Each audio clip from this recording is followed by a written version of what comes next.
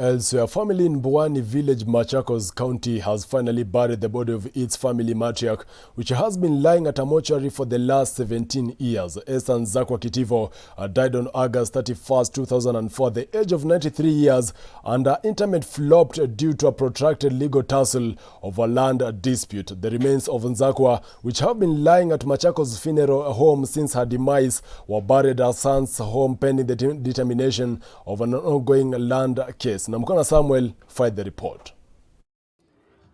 The burial ceremony, which lasted slightly more than an hour, was absent of tension, although under heavy security from police.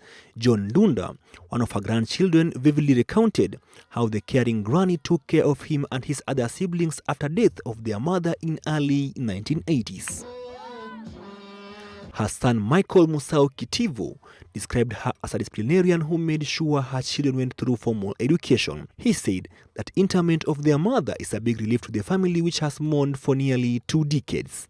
She ensured that if it is time for school, whoever was supposed to go to school, he or she went to school.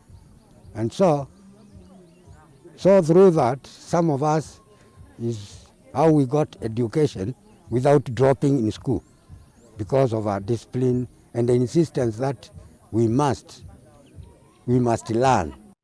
Her children, who are now senior citizens, opted to bury the body even as the mortuary bills piled up to over 3 million shillings and have been calling on well-wishers to assist. NZAKWA was the first of 3 wives of Gideon Kitivo Ndambuki, who died on December 13, 2000 at 100 years of age. The dispute has been handled by 7 judges of the High Court and Court of Appeal. The case was first heard at a magistrate's court.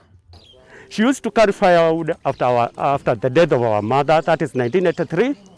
She used to mobilize women from this area to bring firewood, to bring water, and I can remember our last born who is in US, that is Bula. She breastfed from our grandmother.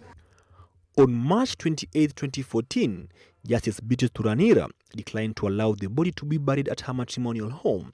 She said the court could not rely on traditional customs as testimony to decide where NZAKWA's body was to be interred. This is the end of a long and tormenting period. We've had time, sleepless nights, but today we are happy that this has come to an end, and a peaceful end. An attempt to bury NZAKWA in 2004 flopped when one of her stepsons claimed to have consent from the Land Control Board. The consent said the home belonged to their stepson. He obtained a permanent injunction from a magistrate court in Machakos. The family, however, insisted that NZAKWA could only be buried at her home. According to Kamba customs, the first wife is usually buried adjacent to her husband at their matrimonial home. NAMUKANA SAMWEL, Switch TV.